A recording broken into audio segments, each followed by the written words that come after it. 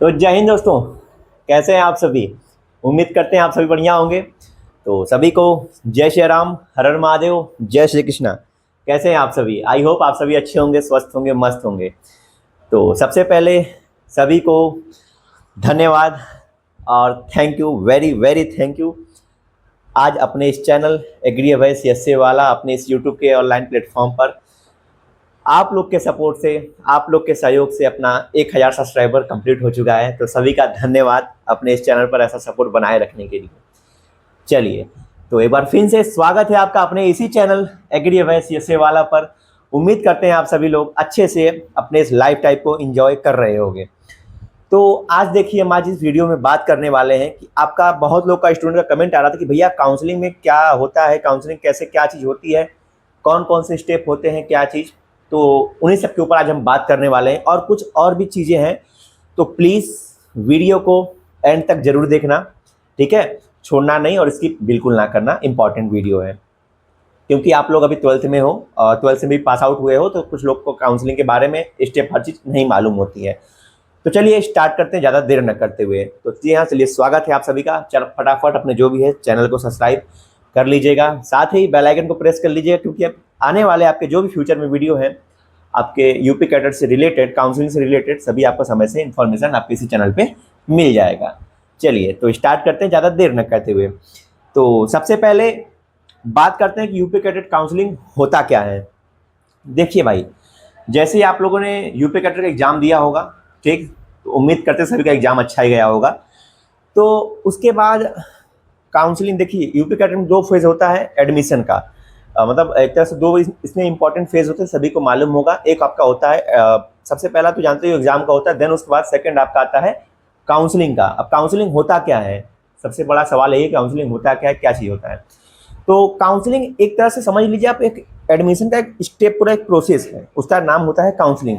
उसमें आपका ऐसे रजिस्ट्रेशन हर चीज़ करना, क्या होता है कि रजिस्ट्रेशन करो, चॉइस फिलिंग, यूनिवर्सिटी आपका कैसे, किस रैंक, आपके अपने रैंक के हिसाब से आपको काउंसलिंग करना होता है। मतलब काउंसलिंग में आपको सेलेक्ट करना होता है कि आप किस यूनिवर्सिटी में एडमिशन लेना चाहते हो, किस सब्जेक्ट में जो कि एडमिशन लेना चाहते हो। देन उसके बाद आपका रिजल्ट आता है कि आपको ये यूनिवर्सिटी मिली है, ठीक। और उसके बाद आपका आता है कि आपको डॉक्यूमेंट कौन कौन सा वेरिफिकेशन करना, ये सब, मतलब ये ओवरऑल हर चीज़ काउंसलिंग में पूरे उसी का नाम काउंसलिंग है, ठीक। समझ गए? तो काउंसलिंग क्या है, एक एडमिशन का एक तरह का एक स्टेप होता है, एक प्रोसेस होता है। तो अब बात करते हैं यहाँ पर काउंसलिंग का कौन कौन सा स्टेप हमें फॉलो करना पड़ता है, जिसके थ्रू हम यूनिवर्सिटी में एडमिशन ले पाते हैं, ठीक। तो चलिए स्टार्ट करते हैं, उसमें बताते हैं कौन कौन सा स्टेप होता है। तो मेरे साइड में देखो, तो आपको शो कर रहा होगा, इसमें आप लोग देखना। तो यहाँ पर देखो लिखा है सबसे ऊपर कि आपका ऑनलाइन काउंसलिंग की प्रक्रिया, ठीक है। ये आपके यूपी का जो आपका बुलेटिन है, जो ब्रोच्योर है, उसमें आपका पेज नंबर शायद 51 पे दिया गया है। तो इसको ध्यान से देख लो। इस पर लिखा गया आपका ऑनलाइन काउंसलिंग। सबसे पहला जो पॉइंट है कि ऑनलाइन काउंसलिंग के लिए रजिस्ट्रेशन, तो आपको रजिस्ट्रेशन करना है, ठीक। और मैं एक चीज़ आपको और बता दे रहा हूँ, बैड न्यूज़ है आपके लिए वैसे तो। आपका जब आप लोग काउंसलिंग का रजिस्ट्रेशन करते हो ना, तो आपको पर रजिस्ट्रेशन पे, जैसे पर काउंसलिंग पे, यहाँ पर थोड़ा सा नियम अजीब है। ये थोड़ा सा मुझे अच्छा लगता नहीं है कि आप लोग को पर काउंसलिंग में, यूपी कैडेट में, इसमें आपके तकरीबन 3 आपकी ऑनलाइन काउंसलिंग होगी, देन उसके बाद ऑफलाइन काउंसलिंग होती है और एक स्पेशल काउंसलिंग होती है। तो टोटल शायद 5 काउंसलिंग लगभग होती हैं। तो यहाँ पर एक नियम है कि आप जितने भी काउंसलिंग में आप पार्टिसिपेट करते हो, तितनी बार आपको, मतलब हर बार आपको पेमेंट करना पड़ता है, उसका रजिस्ट्रेशन फीस हमेशा जमा करना पड़ता है। तो मतलब ठीक है, वहाँ तक तो ठीक था, बट इस बार इन्होंने क्या किया है, पता नहीं है, मतलब है कि उतना ही है। यहाँ पर देखो नीचे आप लोग को दिख रहा होगा कि लिखा है कि स्टेप फर्स्ट, जो नीचे से देखो यहाँ पर लिखा है कि ऑनलाइन काउंसलिंग में प्रतिभाग हेतु जो कि अभ्यर्थी को निर्धारित तिथियों में पंजीकरण तथा काउंसलिंग शुल्क 1000 रुपये जमा करना पड़ेगा। यार ये कौन सा नियम हो गया? पहले यही आपका जो था 500 रुपये था, जो कि नॉन रिफंडेबल होता है, मतलब आपको ये वापस नहीं की जाएगी, ठीक।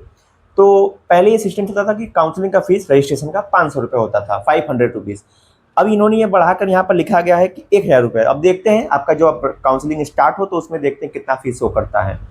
तो ये एक छोटी सी इन्फॉर्मेशन और इम्पॉर्टेंट इन्फॉर्मेशन है आप लोग के लिए, तो थोड़ा इसको ध्यान रखना, ठीक है। चलिए वापस अपने आते हैं स्टेप पर कि कौन कौन से काउंसलिंग में स्टेप होती हैं। तो यहाँ पर देखिए हम लोगों ने पहला पढ़ा था कि ऑनलाइन काउंसलिंग के लिए रजिस्ट्रेशन करते हैं, ठीक।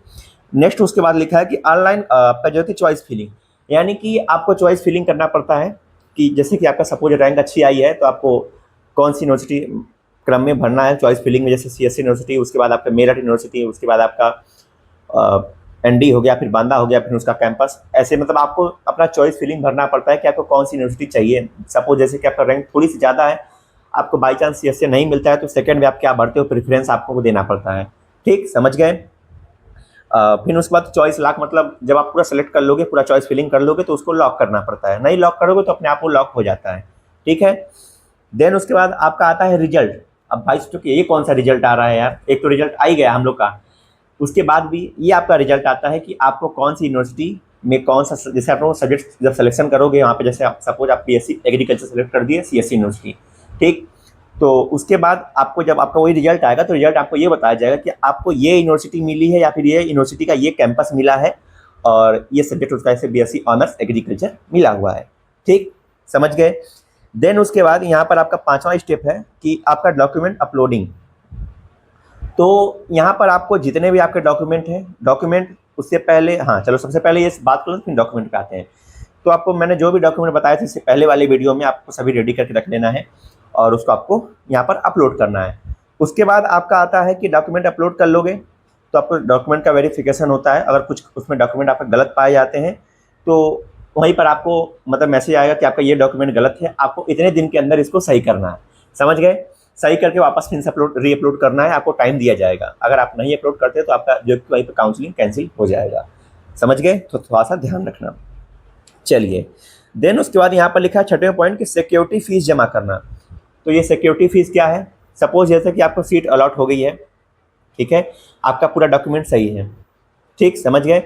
उसके बाद आपको 5,000 रुपये सिक्योरिटी फीस जमा करनी पड़ती है। तो आप लोग जब ये बुलेटिन जो ये मैंने PDF खोला है, मतलब PDF तो नहीं है, मेरा स्क्रीनशॉट लेके मैं बता रहा हूँ, आप लोग PDF खोल के देख लेना, अच्छे से पढ़ लेना काउंसलिंग का पूरा प्रोसेस, ठीक। तो उसका जो आपकी 5,000 रुपये आपका जब आपका सीट अलॉट हो जाएगा तो आपको यहाँ पर 5,000 रुपये पेमेंट करना पड़ता है, जो कि नॉन रिफंडेबल, पहले रिफंडेबल होता था, अब ये नॉन रिफंडेबल, यानी कि आपको वापस नहीं दिया जाएगा। तो ये सिक्योरिटी फीस ये होती है कि आपका मतलब सीट जो है कि सिक्योर हो चुका है, अब आपने सीट को मतलब एक तरह से बुक कर दिया है, उसे अब और कोई बंदा ले नहीं सकता, ठीक, समझ गए।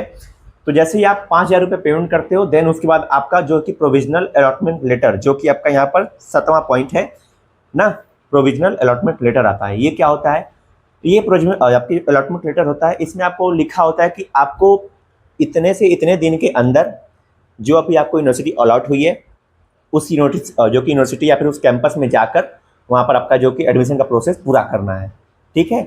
एक आपका यहाँ पर ऑनलाइन तो होगा, देन उसके बाद आपको ऑफलाइन वहाँ पर तब जाके यूनिवर्सिटी में वहाँ पर रिपोर्ट करना पड़ता है, और रिपोर्टिंग के दौरान आपके जितने भी डॉक्यूमेंट है सब वहाँ पर चेक होंगे, आपकी सेमेस्टर फीस, सिक्योरिटी फीस हर दिन से जमा होगी, उसके बाद आपका एडमिशन वहाँ पर पूरा कन्फर्म हो जाएगा, ठीक।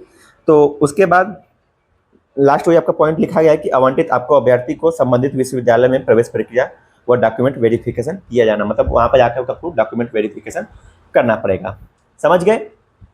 तो ये सब आपको जितना मैंने पॉइंट बताया अभी, ये सब आपका है पूरा इसका स्टेप, काउंसलिंग में कौन कौन सी स्टेप होती हैं, ठीक, समझ गए। उसके बाद देखिए यहाँ पर आपका लिखा गया कि उसके जस्ट नीचे कि अभ्यर्थी ऑनलाइन काउंसलिंग के लिए के समय निम्न विवरण अपने पास रखना सुनिश्चित करें। तो मैं आपको एक चीज़ बता दे रहा हूँ, जब मैंने आपको डॉक्यूमेंट बताया था तो मुझसे कुछ लोग पूछ रहे थे कि भैया जो एंटी रैगिंग वाला सिस्टम है उसको कब बनवाना है। तो भाई उसको थोड़ा सा ध्यान से सुन लो, जब आपका सिक्योरिटी फीस जमा हो जाए, ठीक, समझ गए, जब आपका यूनिवर्सिटी मतलब अलॉट हो जाए आपको कि आपको ये यूनिवर्सिटी ये सब्जेक्ट मिल चुका है, उसके बाद जब आप वहाँ पर सिक्योरिटी फीस जमा कर दोगे, आपका जो 5,000 रुपये आपका जो सिक्योरिटी फीस होता है वो जब आप जमा कर दोगे, उसके बाद जब आपको यूनिवर्सिटी में रिपोर्टिंग करने के लिए बुलाया जाएगा ना, तब आपको रिक्वायरमेंट होती है एंटी रैगिंग की। तो उससे पहले मत बनवा लेना कोई लोग बंदा, ठीक। 20 रुपये के स्टाम्प पेपर भी बनेगा, और कहाँ से बनेगा, तो आपकी जो कचहरी जो तहसील सदर आपका होता है वहाँ से बनता है। तो फिर से बता दे रहे हैं, आपको हमेशा ये कब बनवाना है, जब आपका एडमिशन हो जाएगा, मतलब आपका ऑनलाइन काउंसलिंग पूरी हो जाएगी, आपको मतलब सीट अलॉट हो जाएगा, तभी आपको ये बनवाना है एंटी रैगिंग वाला, जो कि एफिडेविट अपना और अपने पेरेंट्स का, ठीक, 2।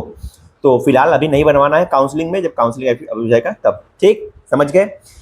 चलिए, तो यहाँ पर लिखा है कि आपको अपना जो है कि पंजीकरण मोबाइल नंबर, ठीक है, ईमेल आईडी, रोल नंबर और जन्म तिथि, डेट ऑफ बर्थ को मतलब एक सेव करके रख देना, ठीक है। इसकी आपको रिक्वायरमेंट होगी आपके काउंसलिंग में। देन उसके बाद यहाँ पर लिखा है कि अपने जो भी आपका 10th का 12th का जो मैंने आपको बताया था कि मार्कशीट हो गया, आपका करेक्टर सर्टिफिकेट हो गया, टीसी हो गया, सभी को अपना पीडीएफ फॉर्म में बना के रख लेना, ठीक।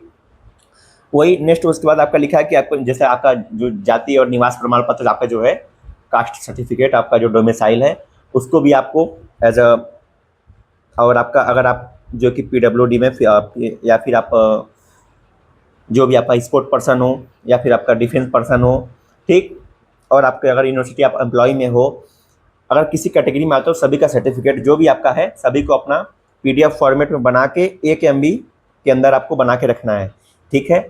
बाकी ये मत पूछ लेना कि भैया ये MB में कैसे कन्वर्ट करें, उसको 1 MB में कैसे लाएं। यूट्यूब पे बहुत सी साइट अवेलेबल है, गूगल पे, वहाँ से आप जाके उसको कन्वर्ट कर सकते हो, ठीक। तो इस बात का ध्यान रखना, जितने भी आपके यहाँ पर जो भी डॉक्यूमेंट बोले गए हैं, फिर से बता दे रहा हूँ, 10th 12th के मार्कशीट, टीसी, आपका जो करेक्टर सर्टिफिकेट, आधार कार्ड, उसके बाद आपका जो है कि आपका जैसे आपका जो कास्ट सर्टिफिकेट है, ओबीसी ST SC वाला जो भी, ठीक, जाति प्रमाण पत्र ये हो गया और निवास आपका हो गया। और उसके बाद आप जैसे अगर आप यूनिवर्सिटी एम्प्लॉय के मतलब कैटेगरी में आते हो, या फिर आप डिफेंस पर्सन में हो, फ्रीडम फाइटर में हो, ठीक है, या फिर आप PWD में, फिर आप इन सब में आप किसी में भी आते हो, तो उसके लिए आपको उसका अलग से मतलब जो भी आपका सर्टिफिकेट जो मांगते हैं सब, उसका आपको पूरा पीडीएफ फॉर्म रेडी करके 1 MB का एक पीडीएफ रहेगा, तो उसको आपको बना के रख लेना, सेव कर लेना, ठीक। और वही मतलब क्लियर रहे, यहाँ पर लिखा गया कि आपको क्लियर रखे, मतलब ऐसा रखना कि आपको मतलब जो भी वहाँ पे अधिकारी होंगे तो उसको पढ़ पाएँ, ठीक, समझ गए। तो ये होती है काउंसलिंग की प्रोसेस। तो इतना सब था आज के इस वीडियो में, बता दिए, ठीक, समझ गए होगे, उम्मीद करते हैं आप सभी को समझ में आ गया होगा। तो क्या क्या बताए हैं, सबसे पहला काम काउंसलिंग, समझ गए क्या क्या स्टेप होती है। और मैंने एक आपको इंपॉर्टेंट बात बताई है कि उसमें आपका जो रजिस्ट्रेशन का फीस है वो हो गया है 1,000 रुपये, सॉरी, ठीक, 500 रुपये से 1,000 रुपये कर दिए हैं, जो कि नॉन रिफंडेबल होता है। और पर काउंसलिंग में आपको हमेशा फीस जमा करना पड़ेगा। अगर आप एक से ज़्यादा काउंसलिंग कराते हो तो पर काउंसलिंग आपको 1,000 रुपये जो कि पेमेंट करना पड़ेगा, जो कि इन्होंने लिखा है। उसके बाद जो भी मैंने आपको डॉक्यूमेंट बताए हैं, सभी डॉक्यूमेंट को अच्छे से आप लोग पूरा प्रिपेयर करके रख लेना, ठीक है। और आपका जैसे कुछ लोग का बोल रहे थे भैया एडमिट कार्ड के लिए, तो एडमिट कार्ड भैया डाउनलोड करके रख लो। कुछ लोग का अगर जो मेन ओरिजिनल जो आपका एडमिट कार्ड था, जिसपे जो आपकी जहाँ पे आप एग्जाम देने गए होगे, तो वहाँ पे आप लोगों ने साइन करवाया होगा, उसकी जो जो वहाँ के एग्जामिनर होते हैं उन्होंने साइन किया होगा। अगर वो है तो और बेटर, वही तो रिक्वायरमेंट होती है। बट अगर बाई चांस आप लोगों ने वही जमा कर लिए या फिर खो गया, तो नया जो कि डाउनलोड कर लेना, वहाँ पर जब बोलेंगे तो देखा जाएगा, ठीक। तो समझ गए, ये सब डॉक्यूमेंट आपको रिक्वायरमेंट होगी। बाकी फिर से बता दे रहे हैं, आपको जो एंटी रैगिंग वाला जो एफिडेविट है वो अभी नहीं बनवाना है। वो आपको बनवाना है कब, जब आपका एडमिशन मतलब आपको जो कि आपकी यूनिवर्सिटी अलॉट हो जाए तब, उसके बाद बनवाना है, ठीक है। तो आई होप समझ गए होंगे काउंसलिंग क्या है और उसमें कौन कौन से स्टेप हैं, ठीक है, और कौन कौन से डॉक्यूमेंट चाहिए। तो धन्यवाद सभी का वीडियो में एंड तक जुड़े रहने के लिए। और एक बार फिर से आप सभी का थैंक यू अपने इस यूट्यूब के अपने इस चैनल को 1,000 सब्सक्राइबर पूरे करने के लिए। तो धन्यवाद सभी का, चलते हैं, फिर मिलेंगे आपसे आगे आने वाले अभी जो भी आपके यूपी कैडर से रिलेटेड इन्फॉर्मेशन रहेगा उसमें। चलिए चलते हैं, फिर मिलेंगे आपसे, धन्यवाद।